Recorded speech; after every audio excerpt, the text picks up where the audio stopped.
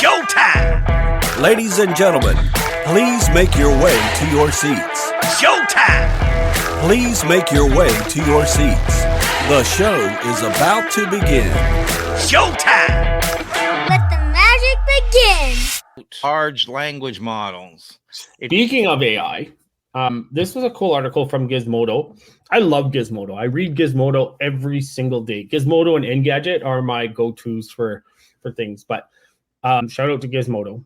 So they cover research from Anthropic, where Anthropic analyzed the internal features used by their conversational AI Claude to generate content.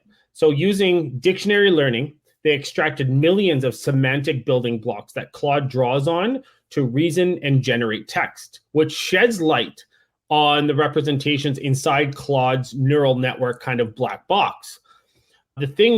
The paper itself builds on this by scaling up feature extraction dramatically for their latest Claude 3 Sonnet model. So by training larger, sparse autoencoders, what they did was they uncovered even more abstract and sophisticated features corresponding to complex multilingual and multimodal concepts. And so they also found one thing to note, because we talked about this before, features plausibly relevant to AI safety, which is kind of cool. So the dictionary learning is kind of a clever way to decode neural networks. The features it reveals provides a window into how the model's knowledge works and its inferences. And Anthropic's research demonstrates that these models can scale to large state-of-the-art models and uncover meaningful abstract features. So really, really cool development here. But there's a lot to think. There's the other thing too to think about is this came from Anthropic themselves. This wasn't a third party. So can we really trust what they're saying? Yeah, who knows? It's hard to say, but I gotta say I've talked to several AI founders, multiple founders who've exited in AI and stuff. And the one quote that struck me was related to, in the end, no one knows how this works. That it just kind of works and no one really, really knows. I'm like, all right, so you've built multiple AI companies, exited hundreds of millions of dollars, and you tell me that you don't even know. And secondly, we were talking about model collapse and data collapse and stuff, and that's a thing that they're struggling with, and no one knows why that happens again. So there's a lot of black box stuff in this, and it's interesting to see more and more of that get kind of figured out and maybe come to the surface. It's really cool. So the cool thing that the cool thing about this paper is it does help to make AI systems more transparent and explainable, because it identifies specific features that correspond to concepts that the system knows about. So rather than just seeing neural activations, we can now attach semantic meaning like Golden Gate Bridge to certain patterns of activity. And so understanding these features provides us insight into the model's internal reasoning, which we can see which features activate in response to an input, which reveals what knowledge Claude is drawing on to generate the response. The other thing is that the features form building blocks that we can use to understand more complex model behaviors. And by studying how these features interact and combine, we can start kind of figuring out things like multi-step inference and things like that. So if this is an accurate paper, I don't know if it's been peer reviewed, but if this is accurate, then there's a lot of potential here. Now, there's also potential for introducing more bias into things, but there's also a lot more potential to integrate some safety protocols and different things like that. So yeah, obviously once you start to figure out what words or phrases trigger certain paths in the database of the AI, then you can either change those things to make it better, or you can start like tweaking everything along that way. It's like, oh, that's not what we meant. We didn't mean, when you're talking about recycling garbage, we didn't mean these things. We mean these things, and you're triggering this path, and maybe that combination of words we need to double check and all that kind of stuff. So it's interesting to see this, but how does this research make AI systems like Claude more transparent and explainable? What does it actually do for us? Yeah, so it just essentially kind of, so what it does is it kind of breaks it out into specific blocks so that we can understand. So like I said, like the semantic meanings like Golden Gate Bridge, internal reasoning, understanding complex model behaviors. So like the multi-step inference, and also analyze if there's unsafe or undesirable behaviors that depend on certain concepts being activated. So the benefits for users at the end of the day can be increased interpretability, accountability, and trust, because when users understand more about why an AI system did something, they can better evaluate if its behavior aligns with expectations.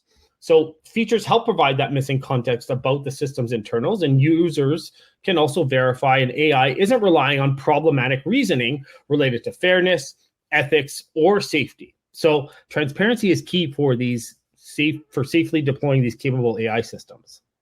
It's funny how everyone tells us that AI is way more efficient and it can do all these things and it's faster and makes better decisions, yet no one knows how it makes the decisions.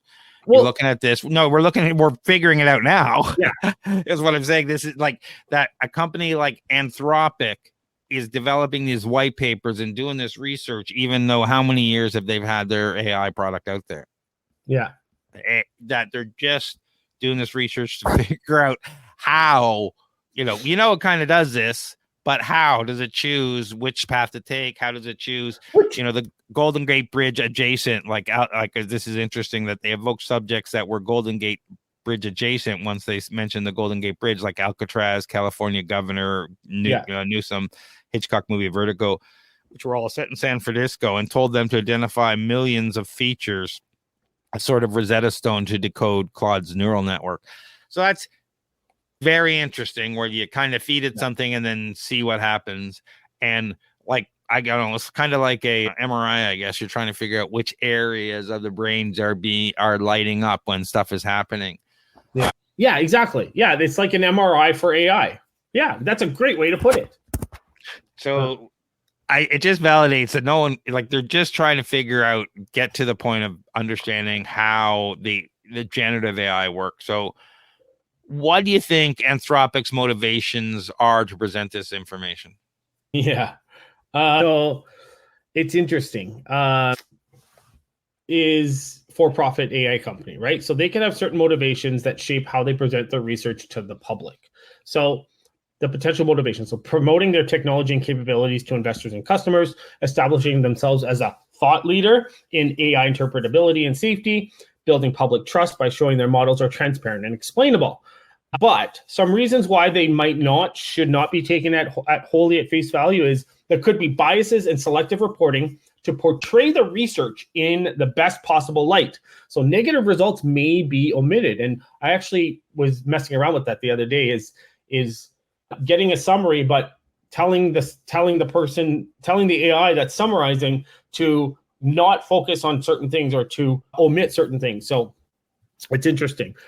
It's also hard to evaluate if their interpretations really capture what features represent without more third-party analysis. Like I'm saying, like, it needs to be peer-reviewed and all that sort of stuff. But again, Anthropic, I love you. I think you're one of the better one. I think you're the best AI out there. So, but claims around safety and transparency, they could be overstated before a robust methodology is developed. So, there's business incentives that could emphasize flashy results over diligent science. So, the thing is there are some mitigating factors, like as a paper, the research itself is public for scrutiny, which is good, which is what we're hoping for. Other groups can reproduce and validate the methods for interpreting features. And the thing with Anthropic is their researchers do have strong academic credentials and reputations to uphold. So there's a neutral public should, like, the public should not take research claims from a company like Anthropic at face value. However, with an open and reproducible methodology, there are opportunities to validate the core ideas independently. This is interesting. I like to see more of this come out to the public as we start to get our our head around what it is these things actually do and how they work. And hopefully it's going to lead us to better, more efficient, and less the erroneous answers we're getting, like add glue to your pizza. Yeah, yeah, exactly. But it's interesting. I'm hoping we get more insights. It's kind of scary though, because you would think that they would know this stuff as they're building their models. Like they would know how the models work as they're building them. You would think. Wow, that was amazing. See you later, alligator.